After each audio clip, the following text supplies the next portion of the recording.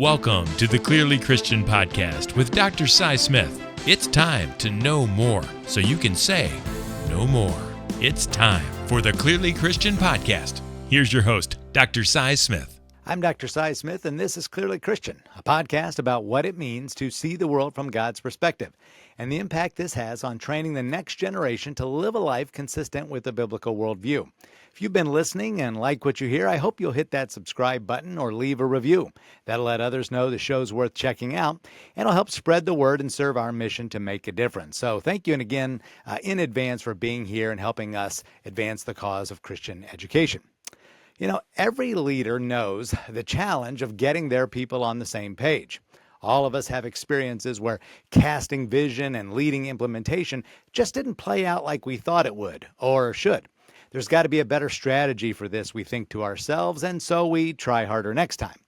But alignment is never just a strategy problem, it's a thinking problem. What people believe shapes what they value, and what they value determines how they behave.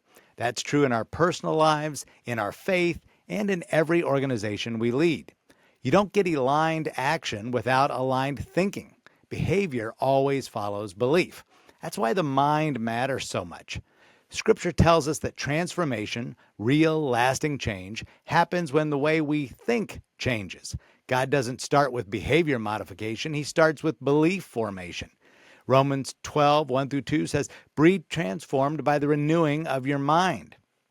The mind is the engine that drives the heart, and the heart always drives action. And this isn't accidental. We're thinking beings because we're made in the image of a thinking God. Curiosity, reasoning, and the search for meaning are not obstacles to faith or leadership. They're part of our design.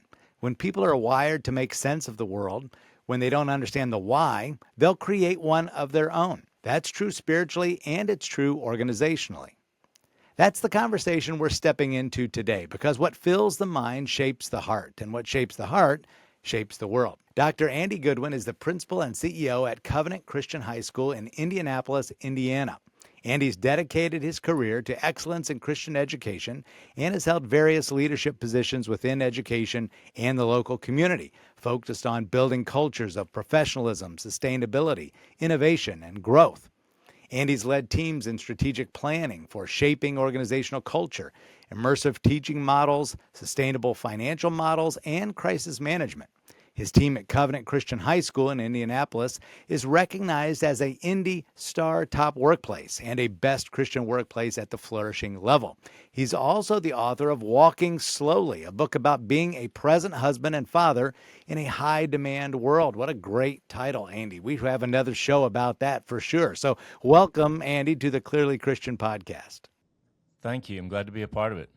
Perfect. Like I said, that's a great book title, and I didn't even know that until I read the bio. So I'm glad you put that in there, and we'll have to come back to that at some point. Well, let's go ahead and jump in. I want to talk today about how leaders move a culture by getting their people on the same page and working through both what to think and how to think. So we'll start with your role at Covenant there. At what point in your journey did you realize this is what God was calling you to do? Any specific experience as you just moved through your career there? Well, sure. You know, I'm on my second never gonna. I was never going to be a teacher because especially my parents said that I ought to be one, and I wasn't going to do what they said.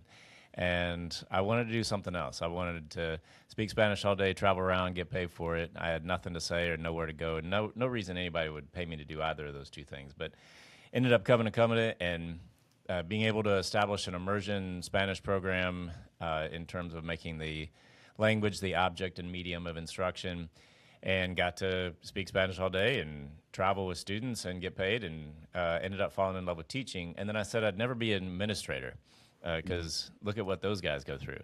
And then I think God had a hearty laugh at both of those declarations. So I'm actually trying to strategize a little bit in my next never good. I'm like, I'm never going to be a surf instructor in the south of Mexico, for example, and see what he thinks about that. But I'm having the best time, and the Lord has equipped me along the way, even at the times when I was rejecting and thinking that I was not equipped and could not do the work. I have found that it's not about doing the work, but stepping into who the Lord is making you to be, and trying to equip others to do the same. So keeping that in right perspective, there's a lot of parallels from teaching to administration, and I am just so glad to be a part of it, and I'm not sure why I get to be, but the Lord has blessed me to do this.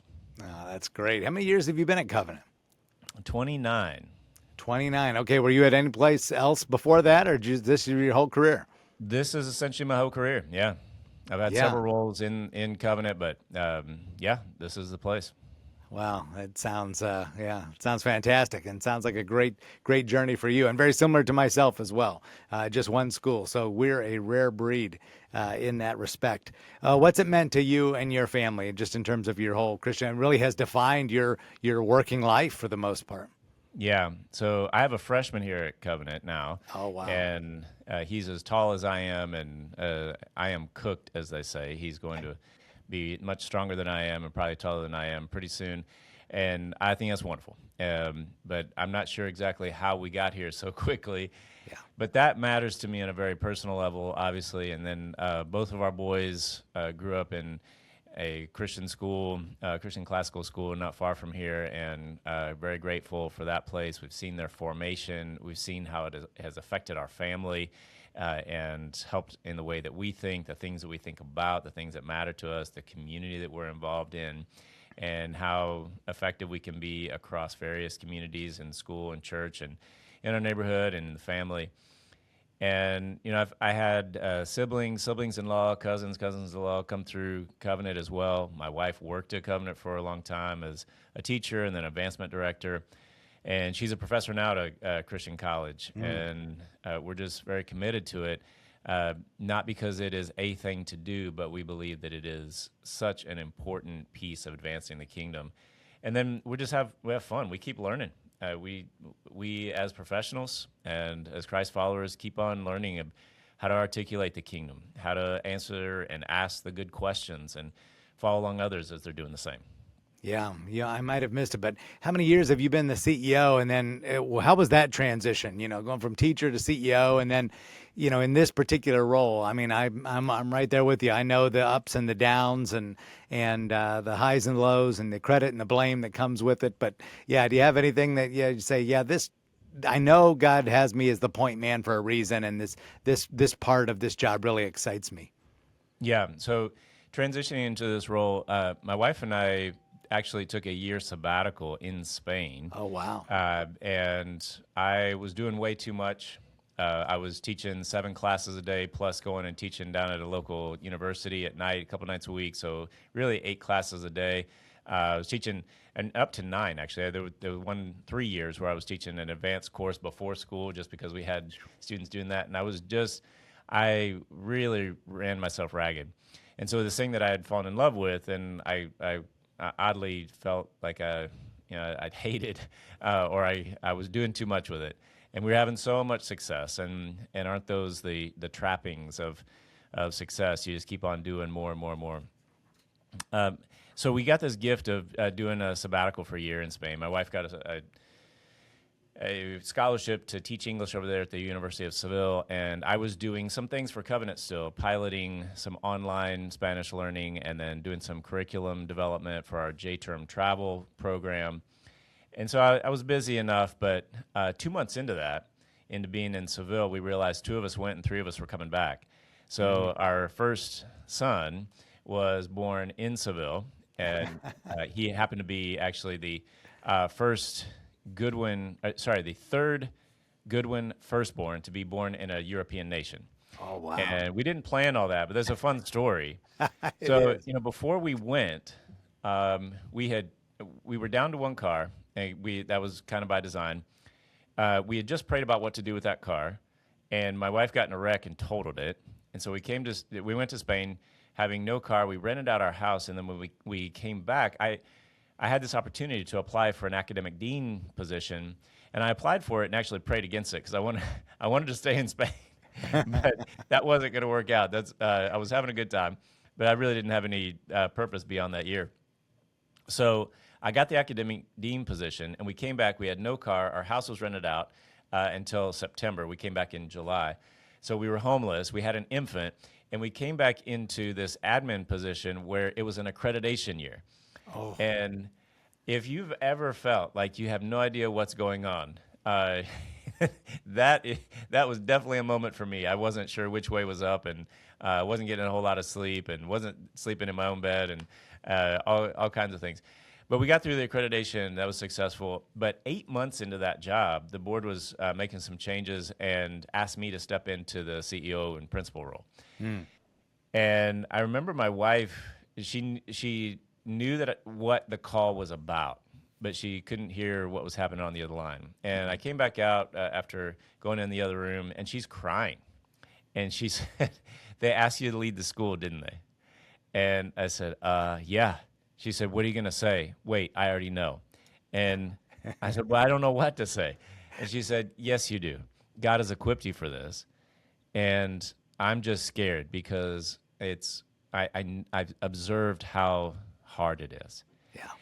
And it was really hard. In the first 3 years, I had to replace about 70% of my staff. There was a lot of transitions happening. We were just coming on the heels of sort of an uptick after the 2008 downturn, and lots of people making changes for various reasons. And we were doing some realignment and getting back to our roots, and which was kind of the crux of what we're talking about today. But that the first swing at that, the gift of that was we got to build a new team and build into the who and the how that we do today, and kind of get back to our founding. But man, in those first 3 years, I was questioning a lot of things. And I even cried out to the Lord. I said, "Lord, I don't know what I'm doing." Yeah. And he just said, "I'm with you." Yeah. And he didn't even say, "Hey, here's what to do. Hey, here's the easy street. Here's the plan. Here's a strategic plan ready-made for you." It's just, "I'm with you." And so we've kept going. But we knew the specialness of this place. We knew the transformative work of Christ-centered education, and we were in. We walked through it, my wife and I, and it has not been easy. Definitely early on, but has most definitely been worth it. Yeah. Wow. Yeah. It's almost like he used you in some ways because of the staff turnover, and what a great story here. But even though you felt inadequate and coming back over, you were the guy to lead through pressing the reset button almost, to say, "Yep, we're gonna launch maybe in a different direction or carry on the same direction." We'll talk about that. But in terms of that new vision with the new CEO in place, kind of hit reset, new personnel, and you were the guy. So what a privilege, and what a great story. Well, a great segue into that next question there. Your background in strategic planning, and boy, you can see why the Lord used you in that way to really shape that organizational culture. What are you doing right now at Covenant to really get everyone on the same page? And maybe now, having heard what you just said, what'd you do even back then to get them on the same page with regard to what do we want to be our most important values and convictions? Yeah. So simplifying down a little bit, who we say we are has to be front and center and has to permeate everything that we do, if who we say we are is going to be truly who we say we are and whose we say we are. And then relative to mission and vision and core values, we have to know what those words mean. It's a dangerous business to go along assuming that everybody is on the same page, because you've put something on the website and they still show up every day. And we can assume, well, everybody's happy. We're getting the W, as it were. We're getting all the GPAs. We're getting the scholarships. Everything's successful. And so everybody's missionally aligned. And that's often not true unless there is deep intentionality around that. So we dug in and asked the question, okay, what do we mean by providing an excellent Christ-centered education, equipping students for a life of scholarship, leadership, and service? And does that only apply to school, to classwork, to academics? If it does, then we're not mission-driven. We're mission compartmentalized, and then we also have all these other extracurricular programs to kind of legitimize the school. And so we dug in, we said, okay, what's excellence biblically? And That biblically is in harmony with God, wise, wisdom, in such a way, committed to a process, assigned to its proper place. And if that's true, then that's about who and how, not so much synonymized with achievement, the what, the product. And we're all about, we love achievement. We'll display the hardware, banners and the scholarships. And as a tuition-paying parent, I'm interested in those scholarships and, Yes. the ROI. Those are good things. But as soon as we make those things ultimate, we're not really mission ultimate in providing that. And so, what's Christ-centered? Christ-centered means all right and right relationship begin with and emanate from the person of Jesus Christ, which also means students can't be the center of things. We love them too much to make them the center of things. I know it's very popular in education to say student-centered, and by that I think we mean we want the best for students, and we do want that. But that personhood is what Jesus came to restore. He first gave us his presence, and then was interested in personhood restoration, and then dealt with the problem, or the localized problem, the behavior. And if we follow that, then both those things, that definition of excellence, that understanding of Christ-centeredness, really does very easily not just dovetail, but permeate in Christ's dominion on all things, not just academics, not just our next, whatever we consider our ROI for their time here, not just academic, or not just athletics and fine arts and robotics and all the clubs, but it really does permeate everywhere. And I'll add that we're not trying to Christianize things with that. They're already Christ's dominion. We're not trying to make, do geometry or make geometry Christian. We're doing geometry as Christians, and we're doing geometry Christianly. We're doing football Christianly. We are competing Christianly, and we're not trying to get booed off the stage for the cause of Christ or get a 0.0 GPA for the cause of Christ. No, as a good and right response to his finished work, because we love him, we're not trying to perform for our salvation. We are trying to respond with the fullness of our personhood because of who he is and who we are through him. Yeah, it's great. We did something similar years ago because, you're exactly right. We all want to get our group rallied around those core values, and it looks so good on paper.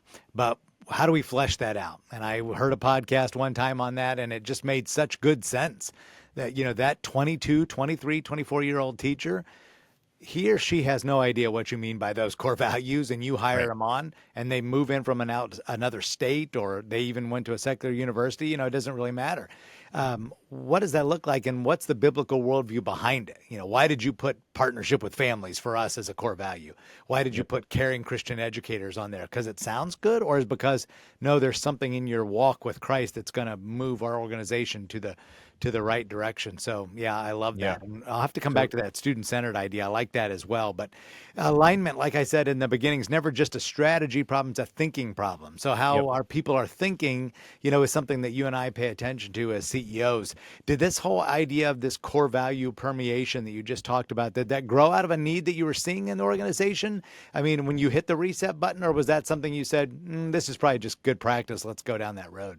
Yeah, a big part of the realignment years was a stark contrast of different years, different people having signed up for officially on paper different expectations.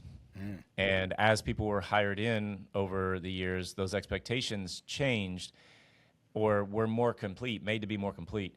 But not everybody who had already been hired was asked to sign those same things. And so there was a disparity there. But also, there was kind of an assumption being made. If you're doing a good job, then you don't make too much noise, then we can assume also that there is complete alignment across the board.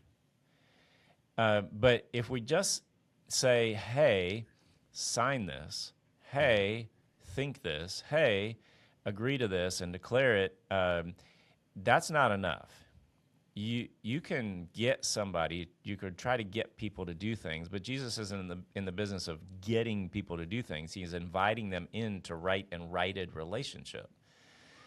And so if we say, hey, here's all the things, sign it, and you can work here next year, that's not enough. That's not right relationship. That's not righted relationship, especially if we are asking people to sign something that we can't articulate what it means fully.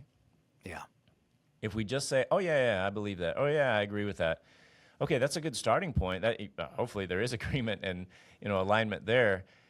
But can everybody articulate core values of truth, relationships, and engagement? And can they know that what we mean by that isn't just the definitions of each one, but that we mean that all three have to go together?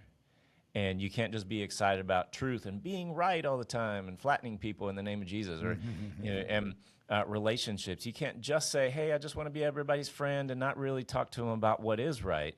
And engagement, you can't just say, hey, I just want to be Jesus. I'm just going to listen to whatever and watch whatever and discuss it with people, but never really get around to the truth. All of them have to work together to draw into, and the ultimate is to draw into relationship with Jesus and to see how all things are righted through him. And with that, you're not trying to flatten people or force compliance, but it is an invitation. But if we're gonna do this thing together, all of us on the team have to sing the same song. Yeah. We have to understand what we're about, who we're about, and want it, and be able to articulate it, and then grow in fluency so that that's showing up in all departments. Yeah, exactly. And maybe for somebody listening, it says, man, that sounds good. How does it look in the day-to-day? I mean, can you give any specific examples of maybe a behavior that you've seen in your organization that's changed, or that it is the way it is because there's an underlying belief there? So now we fleshed out the core values, and behavior drives how people work. So is there a behavioral example that you could say, yep, at Covenant, people do this because this is what we believe? Yeah. So we have a lot of things in place as reminders. Mm-hmm. Yearly, we sign the same things. Everybody does. And a recommitment to the same thing. And, hey, this is what we believe. This is what we're committing to as a community, as individuals. It's out in front. And the hiring portal, everybody's seeing what they're signing up for up front, what we're about, and what they're being invited into. So it is made obvious. It is made to be forward. So that's one. That's just very intentional. And then we don't just stop there, but we have yearly and then ongoing spiritual formation training. And so we have training yearly for all coaches, all fine arts people, all of our staff and faculty full-time, that, hey, this is what we mean, and this is how it shows up. These are the practicalities of mission, vision, core values, and this is how our strategic plan is supporting those things and bringing them out in practical ways on a 3-year cycle.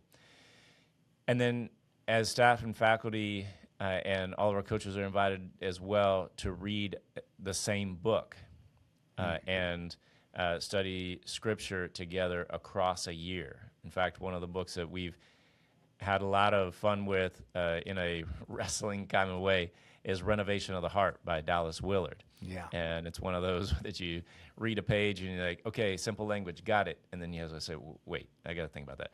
So we've actually slowed way down. We studied that as an admin staff over a year, and then we took it to all staff and faculty and did half of it last year, and we're doing the other half this year. And we're studying worldview topics like truth and beauty and history and equipping all of our people. And, man, our staff and faculty are just eating that up. And if it is, this is a really important point, if it's only coming from me, then it's not ours, and it's not permeating. Even if everybody embraces it, loves it, puts it into practice, that last effort that I talked to you about is now staff and faculty-led, primarily faculty-led. So this is peer-to-peer embracing of these things and articulating them, and we're leveraging the expertise of various people. And then I saw this happen in fine arts and in sports for parent meetings where, without me asking, that staff is training their people, training our parents in what we mean, how we will behave, who we are, whose we are, having that be very forward. And then even having parents sign the covenant way, say, hey, this is how we're going to behave, especially in sporting events. It is a fascinating thing when it's our kid out there on the field, on the court, whatever it is, and something deep inside us comes creeping up, and oh no, why did I say that? Please give me a lollipop. But yeah, we're very intentional about it. Yeah, that's a good example. And I'm glad you finished with parents, because that was one of those things that I thought about as well. That's a key area where the school really has a chance to model those beliefs and those core values in how we deal with parents, how we communicate with parents, how we interact with our parents, how we model the behaviors that we want for our parents. Because as you and I know, boy, there's a group of millennial and Z parents out there that are looking for direction, looking to us sometimes for spiritual leadership. Even though we exist in conjunction with the home and the church, they do look to the school. Neither you nor I are probably trained pastors, or maybe you are, but they look to us for that spiritual leadership and say, okay, what does it mean? What is the covenant way, driven by those core values that are biblically based? So in a sense, you're saying the covenant way is the Christian way. It's the modeling of the Christian life. And this is how we'd like that expressed at Covenant. And they're looking to you for that. And they're looking for the staff for that, right? Because if the staff is dropping the ball and say, Johnny's got a terrible grade in Algebra 1, but I haven't heard from the teacher, no feedback whatsoever, or the integration, the customer service is poor, or, I don't even know if this child knows this teacher knows my child's name, right? There's a total breakdown there. Well, then we're not delivering on some of those core values that we said were so important to us. And so we've got to, maybe revisit that and say, okay, what are we communicating with regard to parents? Yeah. One of the things that we're pursuing right now is inviting parents into that spiritual formation, doing an intentional class, kind of an asynchronous class, to equip them in articulation of Christian worldview, a biblical Christian worldview. Nice. It is not enough, it is often a wrong assumption to say that, hey, somebody who's coming in here as a parent who expresses a commitment to Jesus, not questioning at all their commitment to Jesus, but that in that commitment they automatically can articulate a deeply formed biblical Christian worldview. Yeah. Salvation is dependent upon belief. The beautifully formed life and life abundant and drawing into Jesus is a lifelong process of formation. And we get, 40 hours on average at church through the year? Yeah. And church is amazing and is a primary anchor for the advancement of the kingdom. And there are so many other hours, so many other opportunities to draw in. And what their students are getting, then we often hear from parents later on, man, I wish I had gotten that, if they didn't have a Christian school upbringing. Yeah. Man, I wish I had that. Man, the stuff that they're thinking about. Sometimes it gets us into trouble. It is a dangerous business of teaching people how to think. That's right. That's exactly right. Some difficult conversations at the dinner table. But yeah, you can't just assume that when people sign admissions documents that there's this equal preparation and agreement across the board. You have to continue that relationship. Well, great segue, because that's where I was going next. What happens when people aren't on the same page? And we know that, thinking alike on issues doesn't always mean thinking the same. And that's, a challenge we have, where we're together in the big picture, but on the details, sometimes those can get lost, and we're not exactly on the same page there. You've talked before about this idea of charitable dialogue, something that you really try to focus on in your organization. Tell us about that. How does that work? And does that speak to these moments?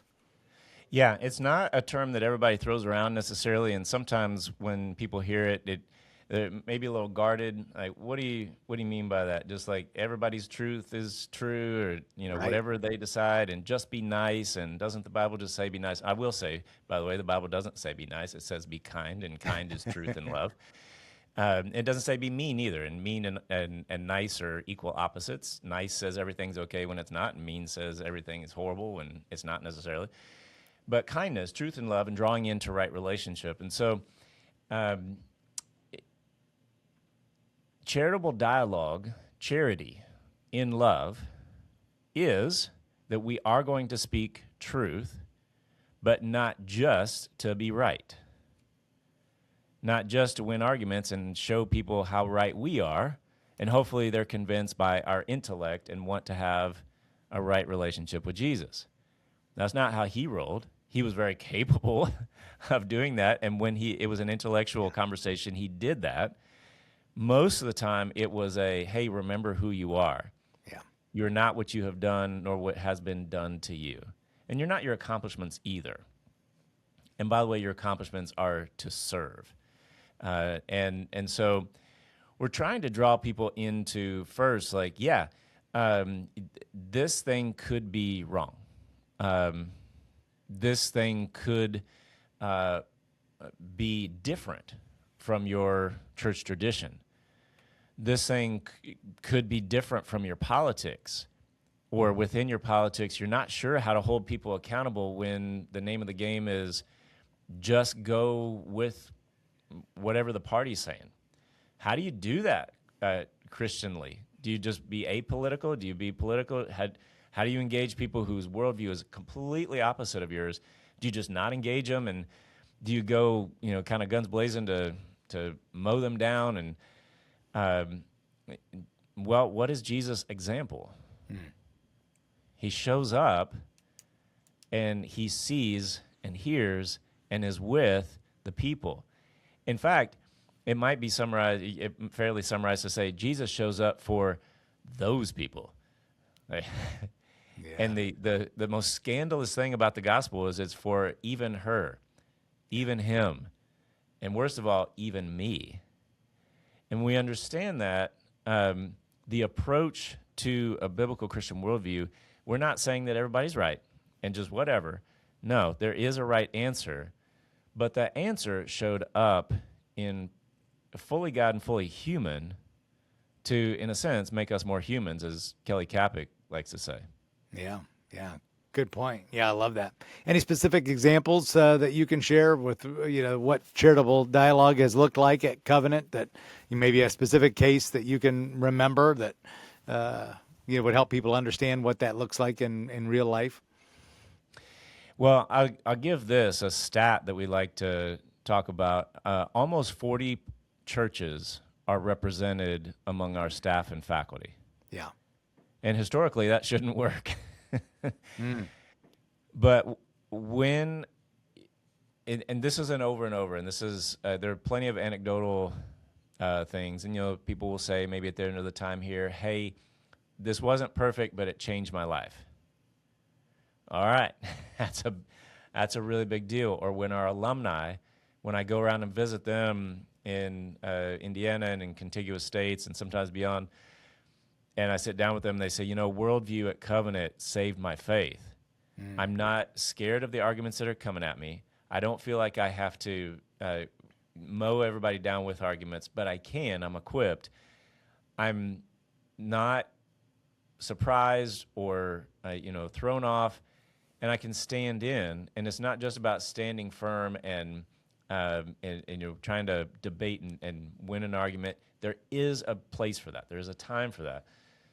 But they can move in to right relationship and invite into righted relationship, and their faith is strong. And they're going to church. They're asking one another, where are you going to church today? Not if you're going to church today, and hey, I'll get you there. When alumni show up and they're already at that university or college, they, hey, let me introduce you to Chi Alpha, or let me introduce you to InterVarsity, let me introduce you to SALT, whatever these things are, and get you plugged in and get you in Christian community. Even if you're at a Christian college or university, don't assume that just because you're there, you're going to be continue to be in community and deeply formed. So when there are plenty of examples where initially, I'll just say, you, especially in high school, you probably have experienced this. Something often gains something and loses something on the way home of what happened in class. Yeah. And so we're inviting back into right relationship, into right conversation, and asking the question, and trying to model that same thing that I just described with our alumni at colleges and universities. Okay, let's ask what is. If there's something we need to correct or apologize for, let's fix that. But also, here's where we're trying to go. This is a process, and there's going to be some really, really challenging things along the way. We're not going to shy away from the hard conversations. So that's our approach. There's just a couple of examples, but it's just kind of an over and over of what we're committed to. Yeah, I think you're onto something there, because historically, I know I've read in several articles, Cardus research, out of Canada, others, they discuss this idea that when you look at our graduates, they tend not to be involved in careers or interest or things like that involve those kinds of discussions. In other words, they tend to be really great compliant community members. Everybody wants them as your next door neighbor, so to speak. Yeah. But they don't tend to get real involved in those hard things that require charitable dialogue. For instance, a lot of the Protestant schools like ours, we don't have a speech and debate team. We might have a speech class, but we don't have a mock trial team. We don't graduate a lot of kids going to law school, going into politics, things like that, where they would have a great chance to apologetically defend their faith and their Christian worldview. But a lot of our graduates don't go into those fields, as opposed to maybe Catholic school graduates who do. And they're most private Catholic schools, boy, the mock trial team, the debate team, and then the future lawyers, they're aplenty in schools, but not in ours. And I'm wondering if, and I'm just speculating because we're talking about it, if some of that is that we don't do a good job of training that as adults, the charitable dialogue, and then we also then likewise just don't pass it on to kids as part of our culture. Mm-hmm. Yeah. If we're honest, we often treat a lot of things like a check mark. And we can do that check mark if we're spending most, if not all, of our time with assumed to be like-minded people. And it's not questioning a commitment to Jesus, but it's easier. And I'm not opposed to easier. It's there's a lot of logistics. I got 2 boys in club soccer. I got a wife that works a couple hours away, and she's there a couple days a week, and all the things having to do with my role here. Yeah. It would be a lot easier to have a lot fewer places to be, things to do, and think about, and just rest in agreement. There is good in that. Yeah. But it is important to be equipped to engage and to be received as a fragrant offering. If people know you're coming and all they expect of you is to you're going to tell them how wrong they are, there's a different opportunity available to us. Yeah. Well, talk about some results. Have you started to see some results now that you've gone down this path in both these areas, really permeating those core values into the culture, and then also this idea of charitable dialogue? Do you have any examples of thinking and behavior that you can look to at your organization, or how are you measuring? Yep, I think we're getting it now after a few years, or 1 year, or a decade. I don't know. Yeah, I think my favorite measurement is I am not the voice to all those things. I am a voice, but it is something that we do and we want. And when we do hiring, we have several steps for coaches, teachers, anybody. And all along the way, everybody's hearing the same thing, presented differently, perhaps. But once they get to me in the final stages, oh yeah, we've heard this. But go ahead and articulate that how you would. And I actually had somebody recently say, oh, wow, thanks for saying all that. I'm going to call my pastor and tell him I don't have to go to church on Sunday because I just went to church. Oh no, definitely go to church. But I'm glad that resonates. So it permeates because it is everybody's, and everybody recognizes that it is. Yeah. And what we say, whether that's in an open house or in the classroom or in training or wherever it is, a business luncheon, it is the same. And we are committed to the idea of not saying something that we have to say, but saying what is to be said. Sharing the good, simplifying down, and making sure that that shows up everywhere. Right. Yeah. Great point. Anything that's come up as a roadblock or a challenge that's been tough to work through, or have people been pretty good about receiving this and saying, all right, I'm on the same page. Let's go down this direction. Any challenges that you've had to work through as a CEO? Yeah. Not everybody along the way is going to want that. Not everybody is going to be consistently aligned with all of who we are. And it shows up kind of in the how you know. It shows up in practice, in the classroom, and on the field, on the court, on the stage. But those are so fewer and farther between. Yeah. And the expected standard communally, there's no gotcha coming from me of, hey, I saw you didn't do this or that, or hey, you didn't get it yet. And actually a really favorite one in our core values, they come to me too. I gave a speech that was way too long, and there was so many improvements that could have been made. And we even talked about it. We rehearsed it. And afterwards, the feedback that we got, was, hey, lots of improvement there. Great. And I kind of prided myself leading up to that on, hey, I give good speeches, and this is one of my favorite things, but I missed it then. My team told me so. Truth and love. Yeah. They engaged me about a new process or a renewed process, and then kind of restored relationship or reminded of relationship. There was no, oh no, we can't tell the boss, or no, this is like in confidence, total confidence. They came to me and said, hey, this is the things we need to work on, and these are the things that did well. And I shared that with the whole staff and faculty. So I just want you guys to know that when we say our core values are this, they're for everybody. And they know that. And if there's a complaint or an encouragement or whatever it is, people want to stop in, or I show up in a meeting, nobody's getting nervous all of a sudden. And we are a team who is committed to something beyond ourselves. And it continues to be more and more obvious. Any biblical worldview resources that have really helped you in your understanding of this that you might recommend for other leaders out there that say, yeah, this kind of resonates with me as well, or whether that's books you've read or just even workshops you've gone to, or has this been a lot of things that maybe have just been on your heart that you've just worked through over the years? But yeah, so many. Peter Greer has some really great stuff out there. Mission Drift and Rooting for Rivals are pretty fantastic. From a spiritual formation standpoint, Dallas Willard, mentioned him, Renovation of the Heart. And actually, I would recommend probably the most influential leadership book that I've read to date is Team of Rivals, The Political Genius of Abraham Lincoln. And man, he brought together a bunch of people who were actually very good at what they said they were good at and thought should have made them to be president.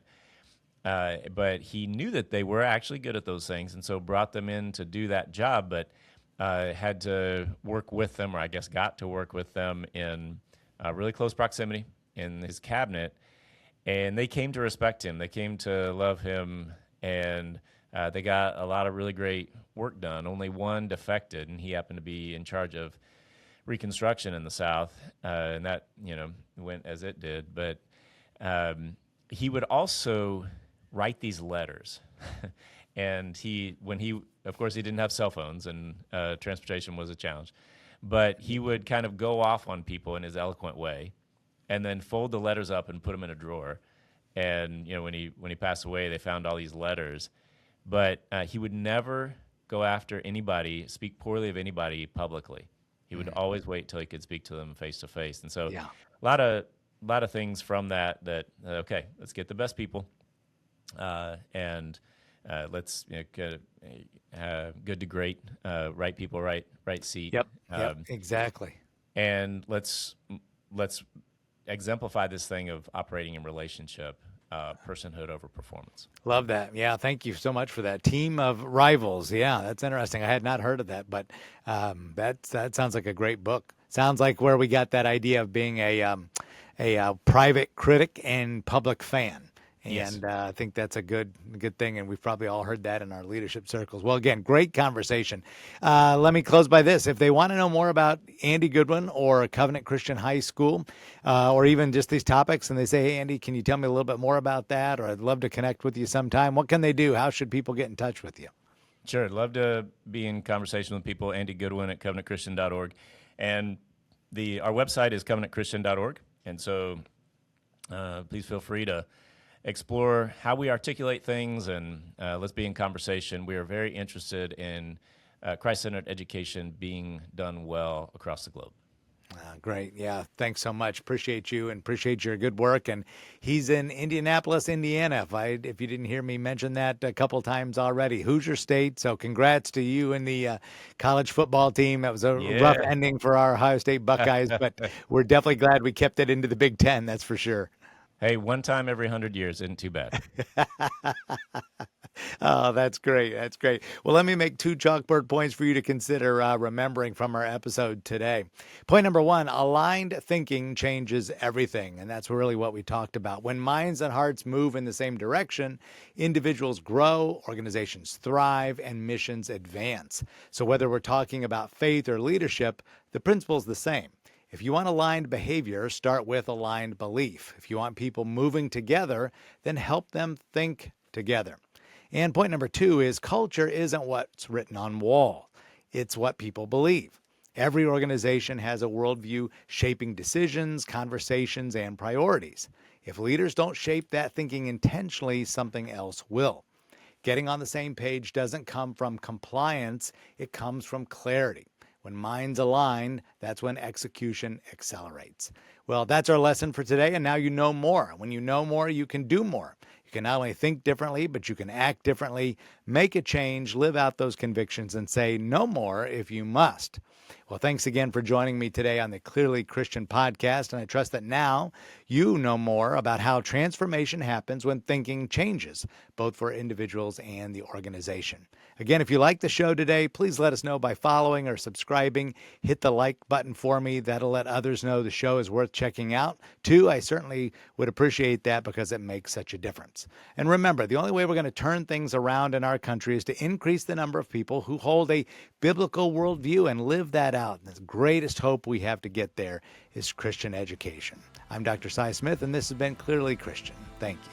Thank you for listening to the Clearly Christian podcast with Dr. Cy Smith. Hear more episodes at clearlychristianeducation.com. If you'd like more information about Christian education in your neighborhood, or if you're interested in education opportunities at Mansfield Christian School, or if you agree with Dr. Smith and want to help him in his mission to influence and awaken Christian America, you can send Dr. Smith an email through the clearlychristianeducation.com website. Message him on the Clearly Christian LinkedIn or Facebook page, or call the Clearly Christian Connection line at 419-756-5651. This has been the Clearly Christian Podcast with Dr. Cy Smith on clearlychristianeducation.com, brought to you in conjunction with Mansfield Christian School, a Bryan Media production.